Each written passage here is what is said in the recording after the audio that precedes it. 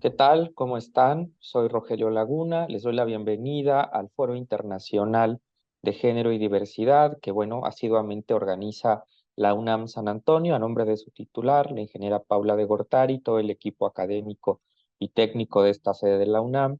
Les damos una cordial bienvenida a esta sesión sobre pues la experiencia de ser LGBT en una perspectiva binacional.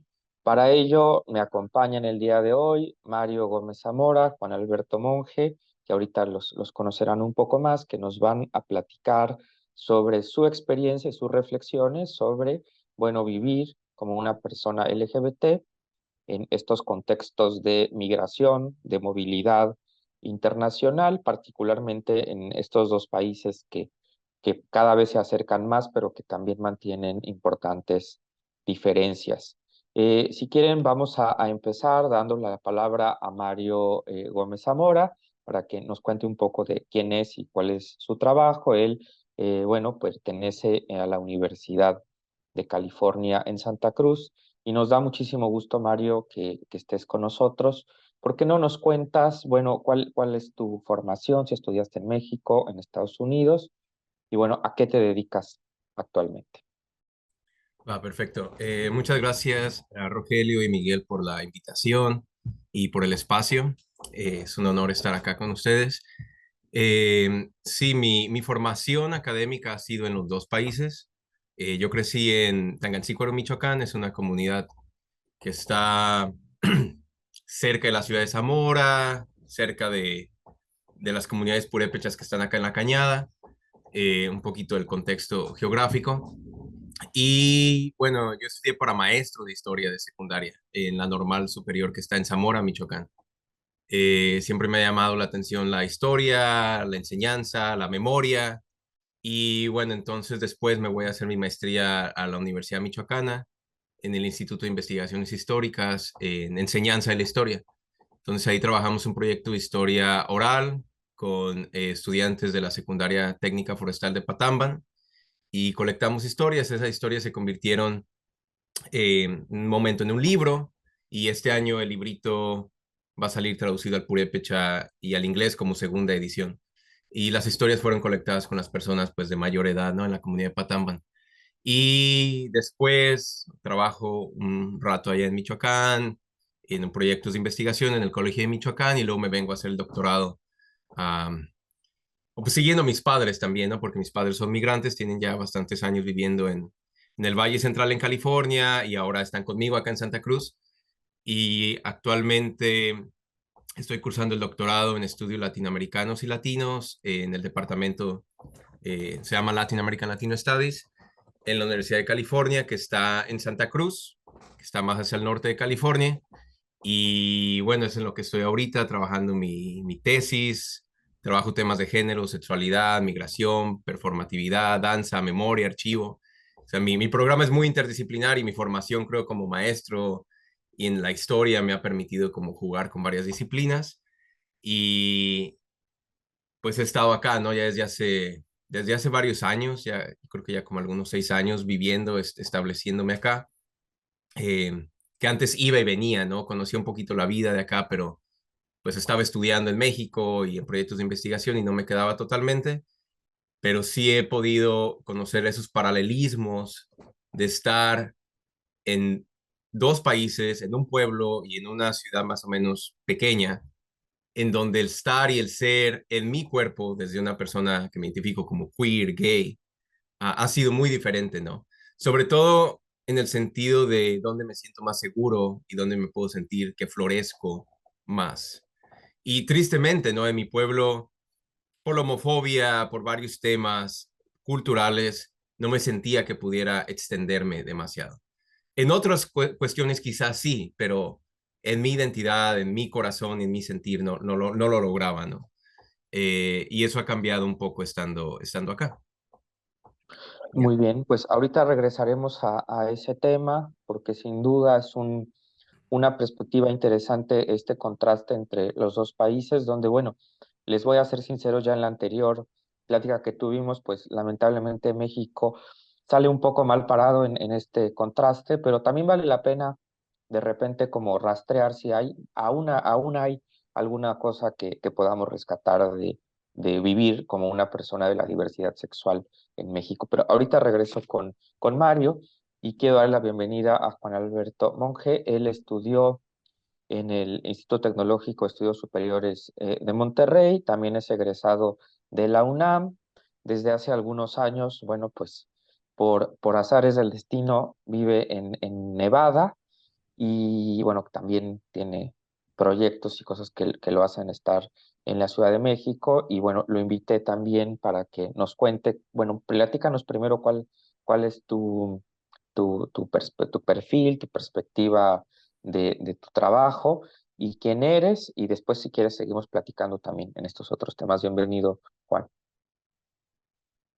Creo que tienes tu micrófono apagado, todavía no. A ver, ahorita. No, todavía tenemos un No problema sé si me escuchas. Buenas Ya, tardes. ahora sí. Buenas tardes, te escuchamos. Hola, Rogelio. Muy buenas tardes a todos. Gracias por la invitación. Mi nombre es Juan Alberto Monge. Gracias por el preámbulo, Rogelio. Y sí, en efecto, también soy una persona que me he visto no sé si la necesidad de migrar, pero estoy viviendo actualmente en Estados Unidos y sí pertenezco a la comunidad LGTB.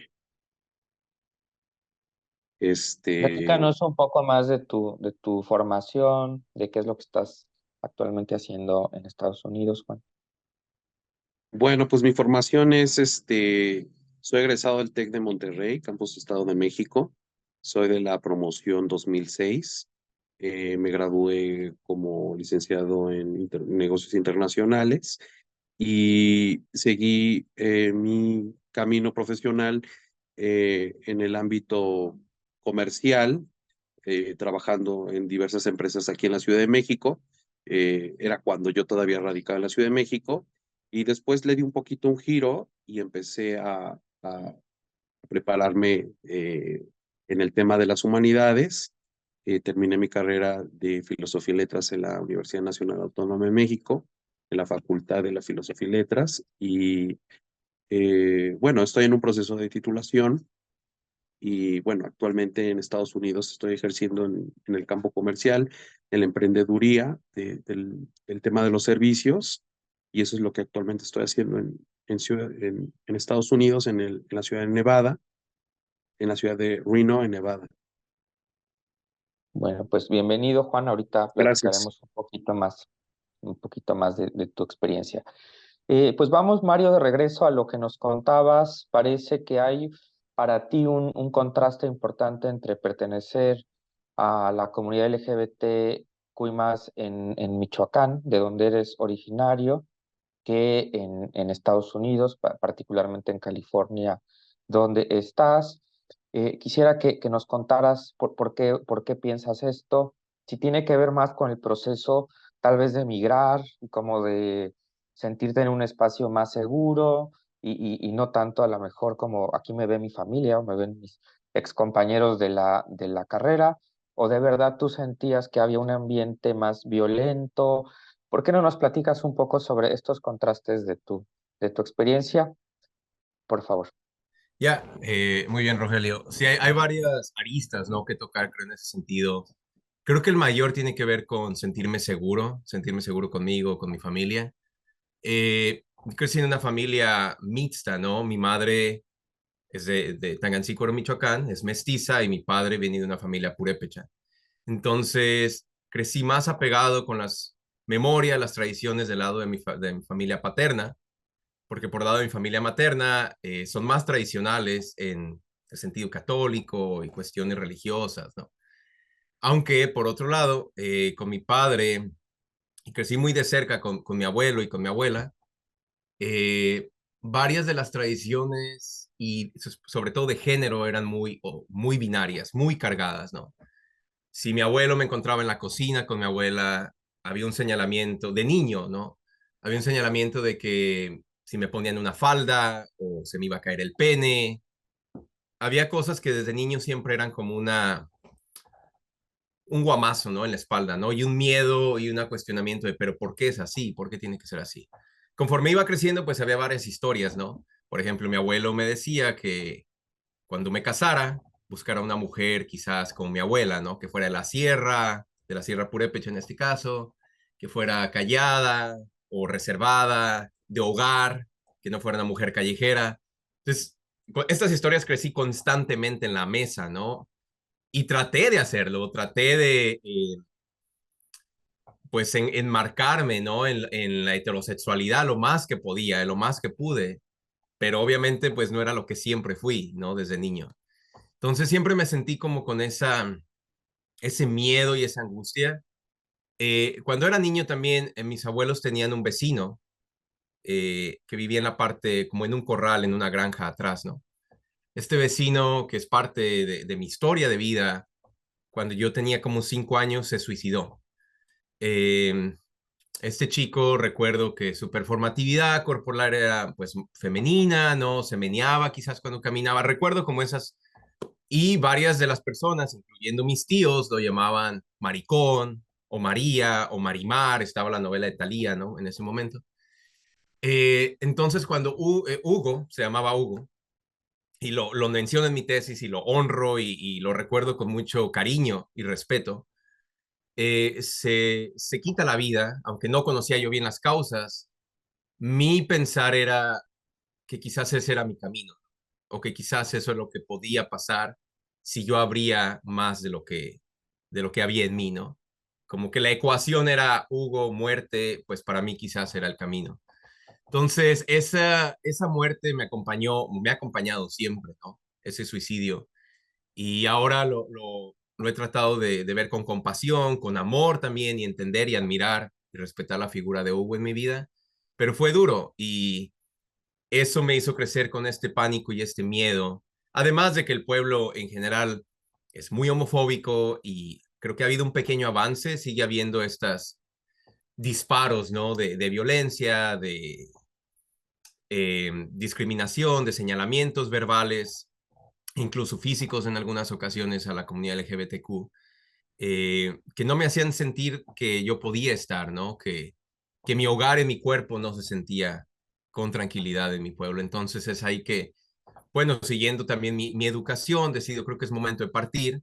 Y cuando la gente me pregunta por qué te vas, siempre doy esta analogía de cuando un árbol ya no puede crecer en una tierra, aunque haya sido fértil, que ya se está secando, que ocupa otros nutrientes, así me veo, ¿no? Siempre mi pueblo va a ser mi pueblo, simplemente ocupaba irme a refrescar a otro lugar. Entonces es como una respuesta por ahora. Muchas gracias, Mario, y te agradezco que nos compartas estas historias tan duras que lamentablemente todavía vemos no solo en México, sino también en Estados Unidos, porque, bueno, tampoco es que estemos en sociedades que hayan por todo superado prejuicios o que sean completamente inclusivas, pero ya hablaremos ahora de tu experiencia en Estados Unidos porque nos has compartido la experiencia en México. Juan, ¿cuál fue tu experiencia en México? Entiendo que son como historias como diferentes, pero bueno, también te tocó estar en un momento en que no estaba aprobado el matrimonio igualitario en la Ciudad de México y la zona conurbada, en que, bueno, tampoco, aunque se dice que a lo mejor hay una perspectiva a veces menos dura frente a estas cosas en la Ciudad de México y sus alrededores, tal vez también estamos siendo como un poco eufemistas, ¿no? Cuéntanos, Juan. Bueno, pues sí, Rogelio, pues yo puedo decir que mi experiencia como ser parte del colectivo LGTB en la Ciudad de México fue muy buena. Yo afortunadamente me desarrollé ya en un momento de mucha apertura, estamos hablando de principios del año 2000, y ya había un poco mucho más apertura en la ciudad, ya había mucho más tolerancia, pese a que yo también vengo de una familia bastante tradicional y de cierta forma convencional. eh, no fue un impedimento para que yo me pudiera desarrollar como persona.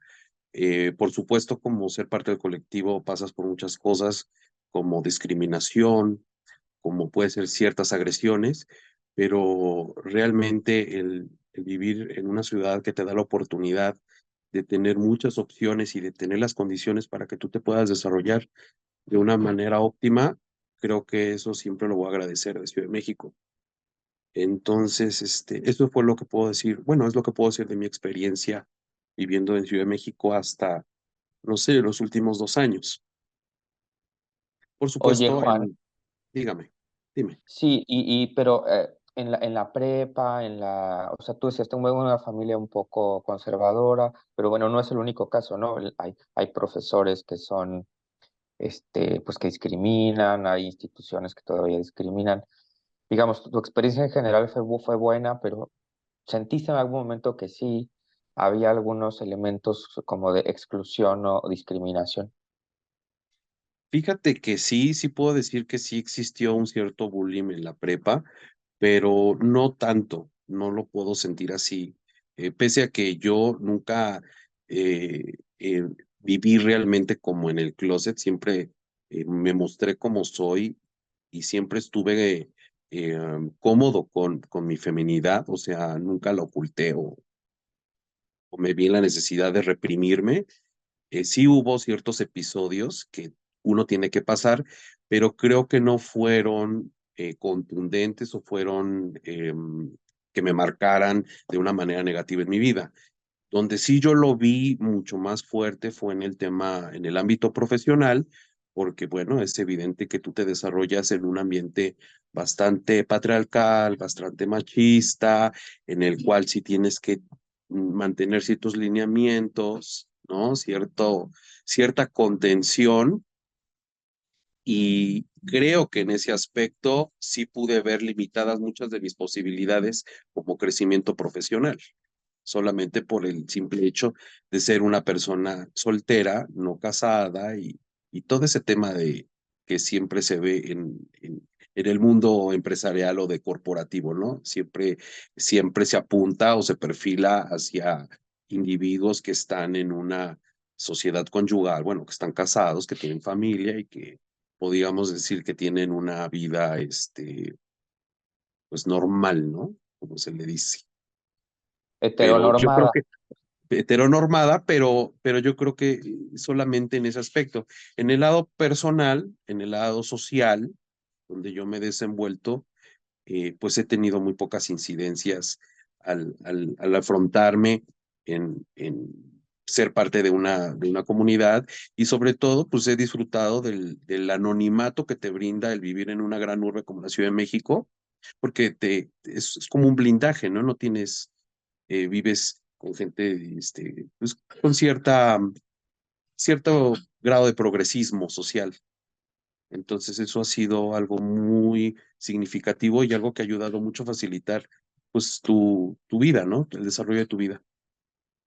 Muchas gracias. Bueno, aquí ya vemos una diferencia importante, ¿no? De lo que todavía puede significar ser LGBT en los estados, en comunidades y a lo mejor en las ciudades. Lo que no quiere tampoco decir que sea generalizado ni que sea igual para todas las personas, pero esto también implica a lo mejor políticas públicas focalizadas a espacios donde pues hay una opresión de las diversidades.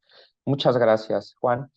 Mario, retomemos ahora cuál ha sido, porque bueno, ¿qué haces en Estados Unidos? Ya nos platicaste un poco, pero tal vez si nos los puedes recordar.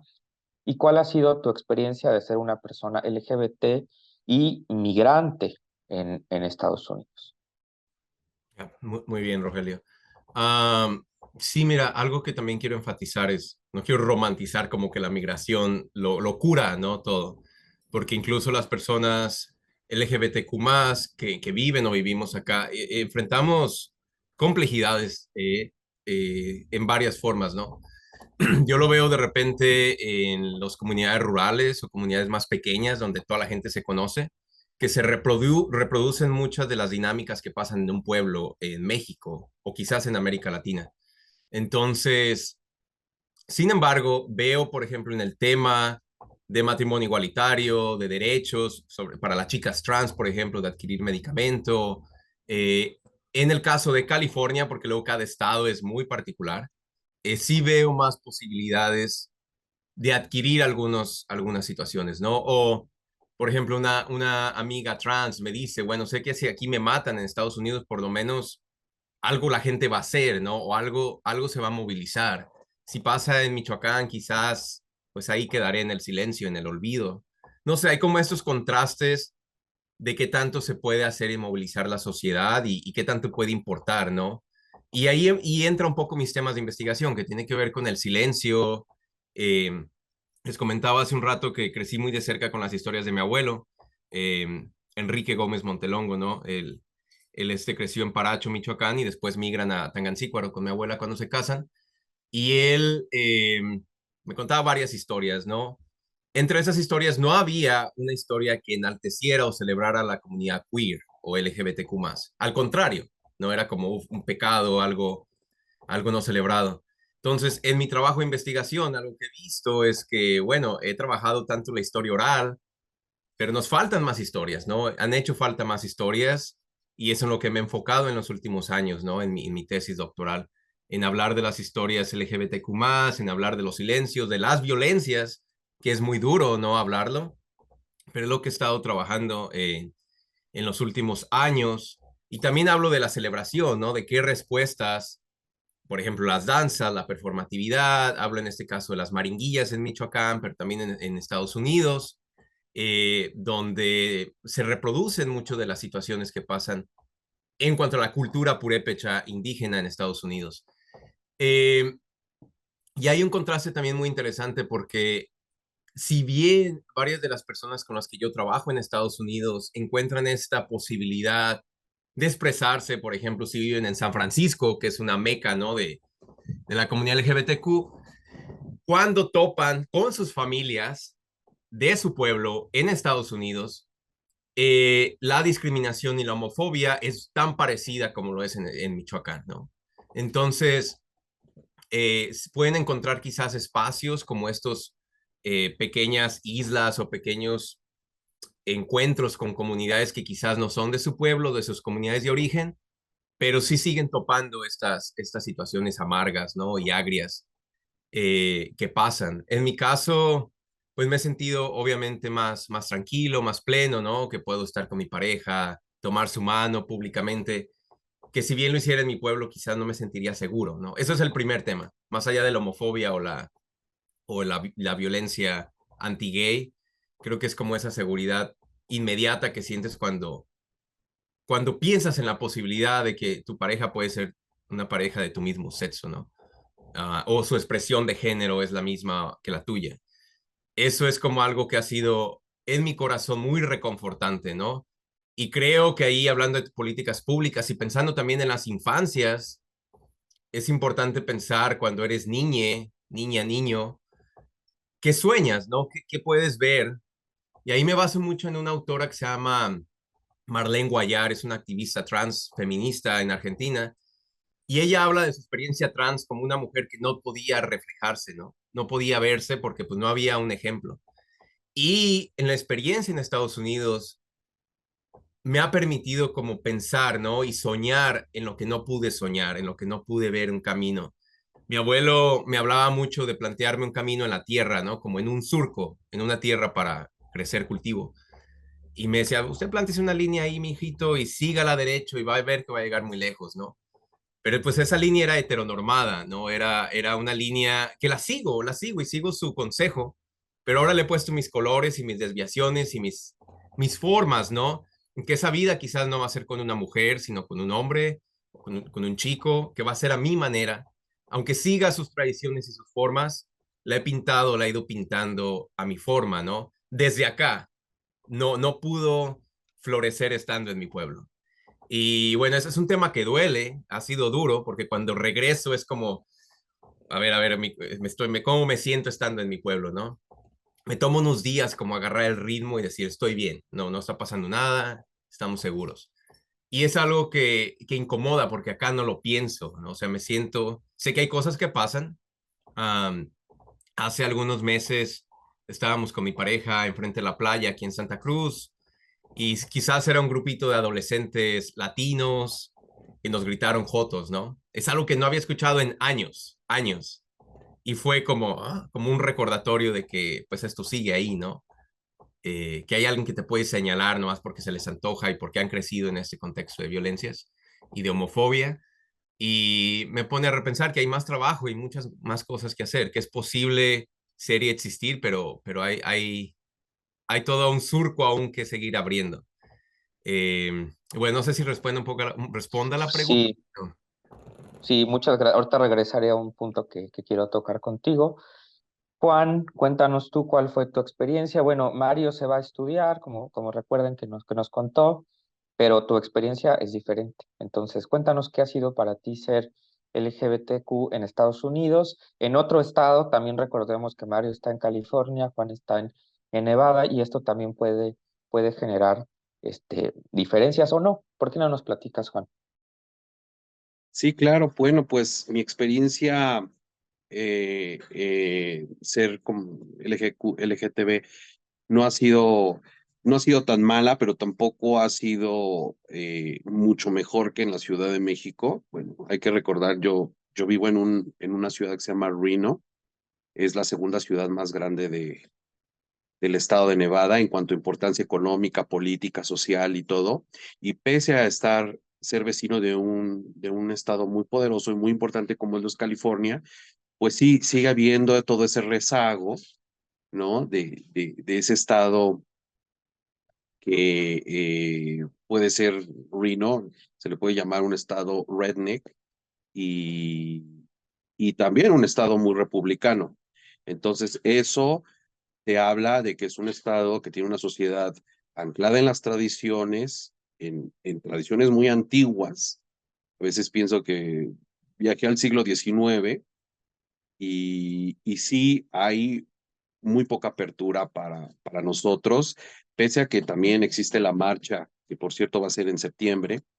eh, es muy impresionante qué grande es la comunidad, pero qué poco visible es en el día a día en Reno, ¿no? Sigue existiendo ese temor no sé, de expresiones de afecto en lugares públicos, eh, sí, esos malos miramientos en los supermercados, en áreas públicas, en parques, sí sigue todavía existiendo y vives un poco rezagado de tanto cultural como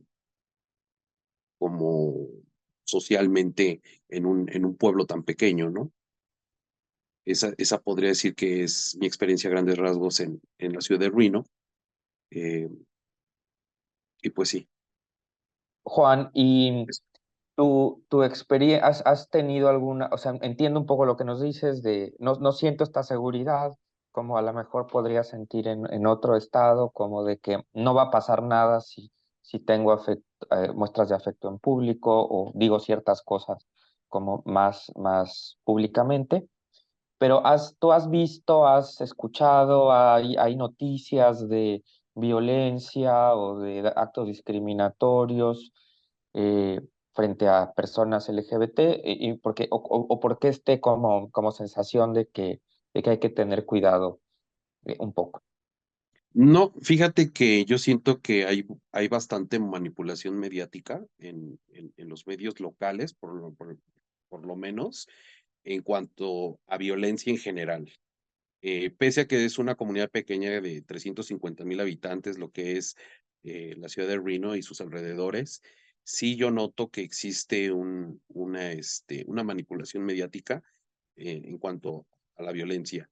Lo que sí he visto en las marchas anteriores en esta ciudad en específico han sido mucha gente de la comunidad que protesta con pancartas de gente que ha sido violentada o ha sido asesinada. Entonces, eso existe, ¿no? Pero en cuanto a los medios locales, son completamente, bueno, manipulado, ¿no? No pasa nada. Es como si viviéramos en la ciudad perfecta cuando no lo es.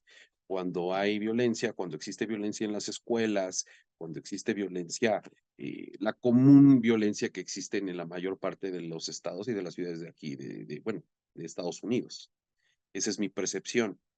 Yo en lo personal no he tenido alguna agresión física o verbal pero sí he experimentado otro tipo de clase de violencia como podría ser la xenofobia, por mi caso, por ser mexicano y hablar español, o por el racismo, por el simple hecho de pertenecer a la comunidad de los hispanos aquí en Estados Unidos. Ya estaríamos hablando de otra cuestión, pero en cuanto a hablar de un acto de xenofóbico, de homofóbico, pues sí, no he sido víctima. Por supuesto, los cuchicheos, las cosas que la gente comenta en lugares públicos, pero no más allá de eso.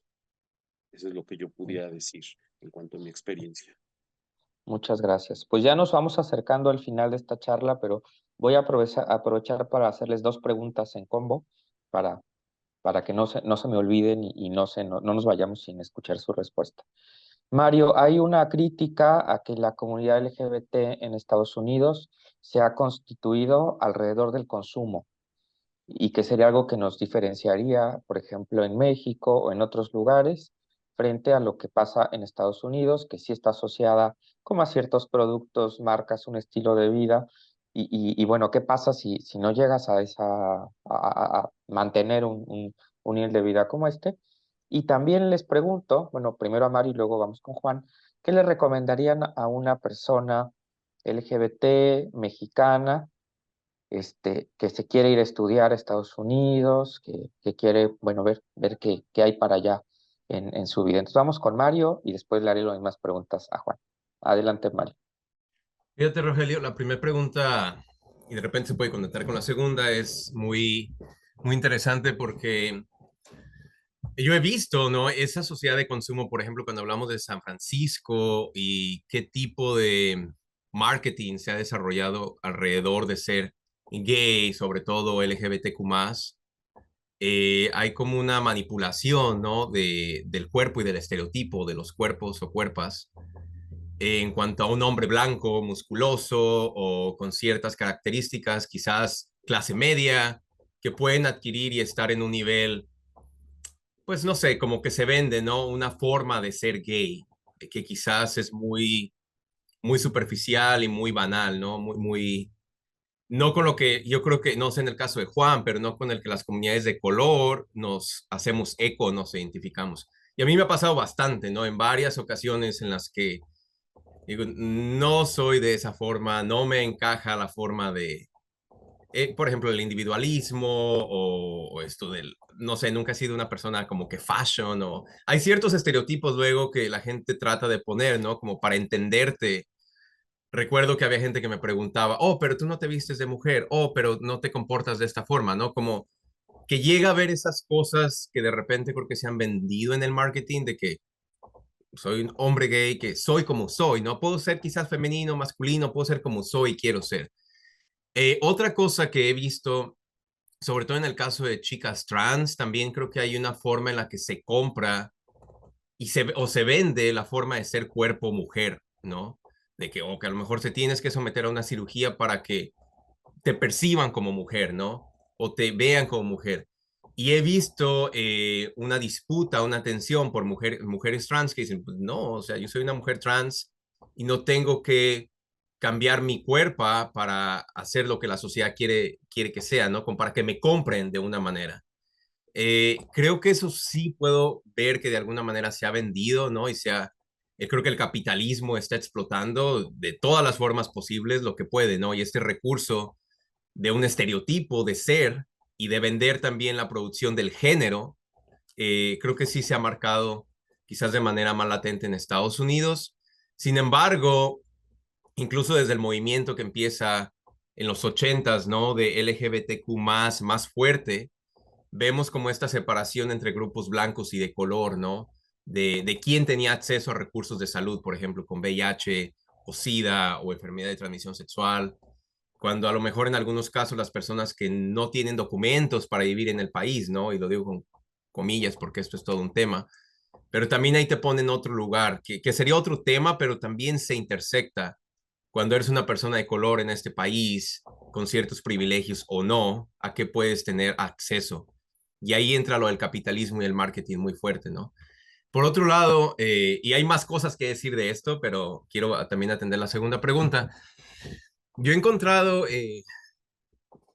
una comunidad muy hermosa, ¿no? Mi grupo de amistades, de amigues, la mayoría son personas latinex, de comunidades latinas o de países de Centroamérica, Suramérica, de México, o personas que son hijes de migrantes que nacieron acá, pero que son mexicanas o mexicanos. Este, y eso me ha ayudado bastante. Y muchas de esas personas son queer, ¿no? En general, que nos identificamos como queer o no gender binary o no binarias, binarias. Entonces, si una persona, ¿no? Está buscando, que es de la comunidad LGBTQ, venirse, creo que tener comunidad es al 100% lo más importante que yo he visto, ¿no? Tener un grupo, un soporte donde tú te puedas expresar, compartir, explayar, crecer, ¿no? Porque estar en la otredad nos permite esa forma de conocernos más, ¿no? Y de conocer. Recuerdo que ahora que fue el primer día del Pride, que acá en Santa Cruz se celebró y una movilización para apoyar a la comunidad trans, nos fuimos con mi grupo de amigues, ¿no? Celebrando algo que no hubiera podido quizás hacer en Michoacán, pero a nuestro grupo Latinx, migrante, estudiantes internacionales, celebrando el Pride en un lugar que era súper blanco, recuerdo. Bailamos como unas 2, 3 horas sin parar. Estaba un grupo de personas blancas, ¿no? Que decían, es que trajeron una energía diferente, trajeron otra forma de expresar y de ser, ¿no?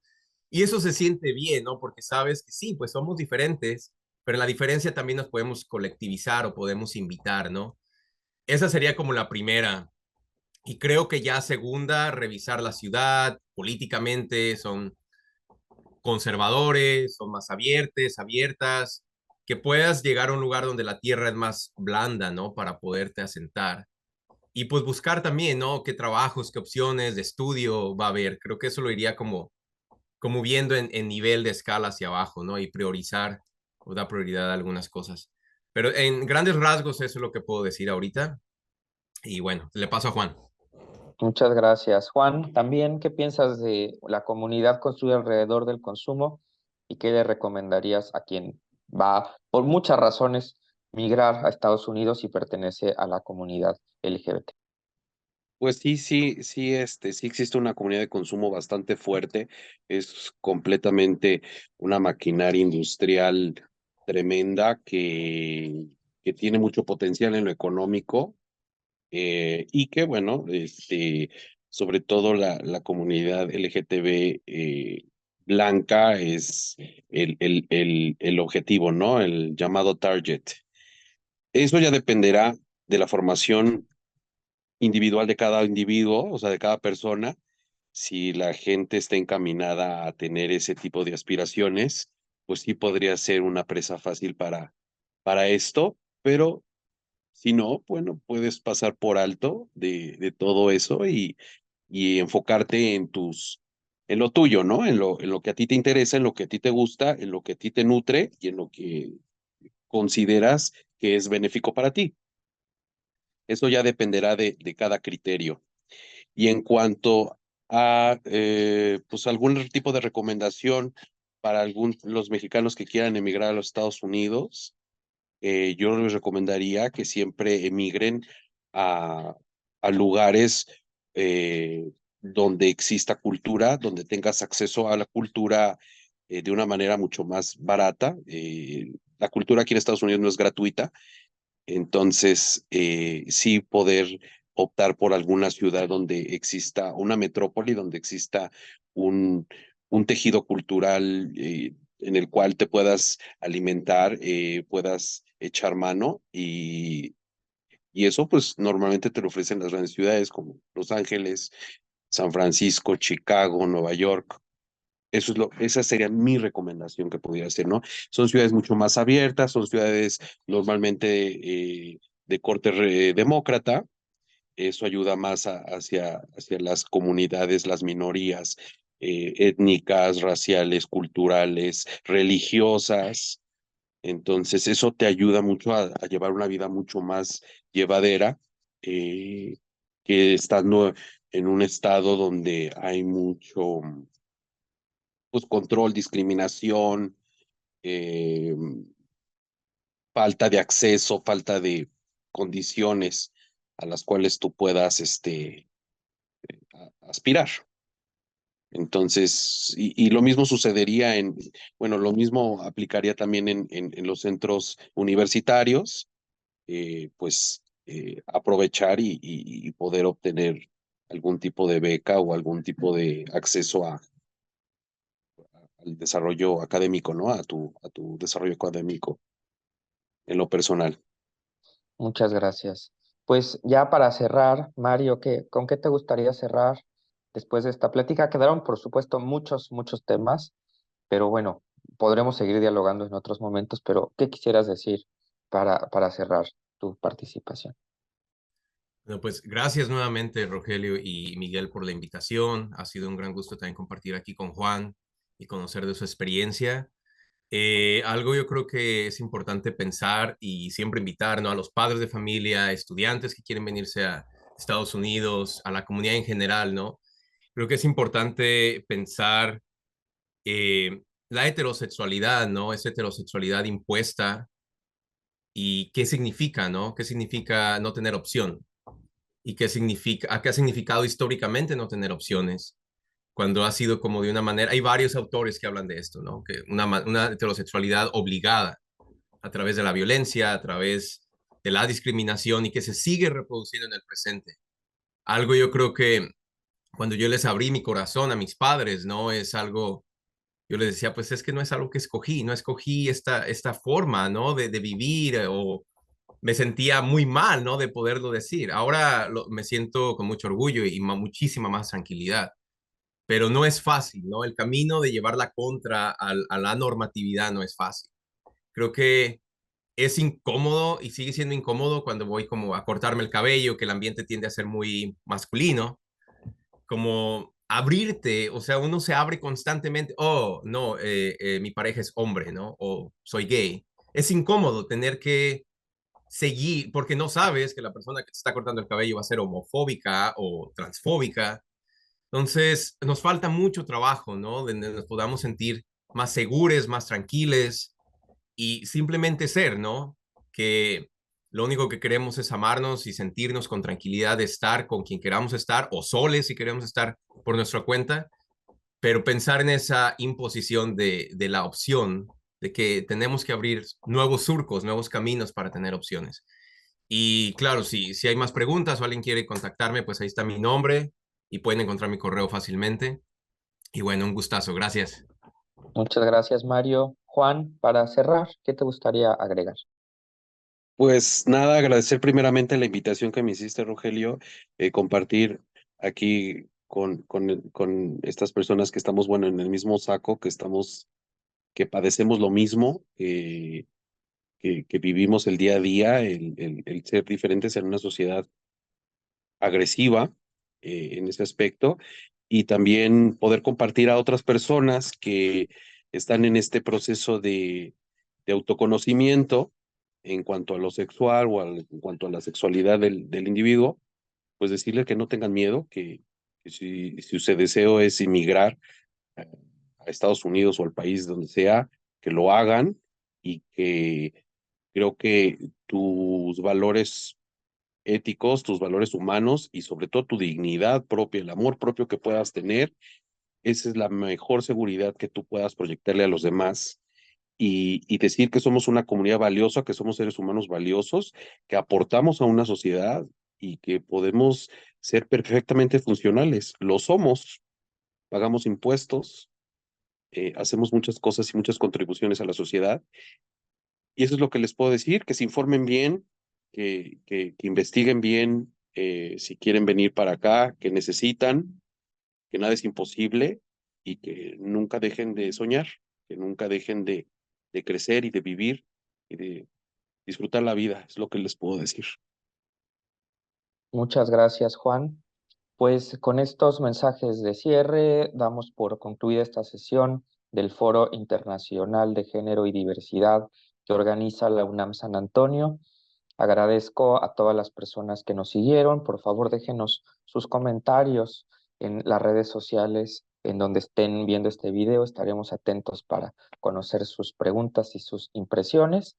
Y nos vemos en una sesión muy próxima de este foro de diversidad y género que bueno, intentaremos seguir teniendo invitados tan especiales como los que tuvimos el día de hoy. Hasta pronto.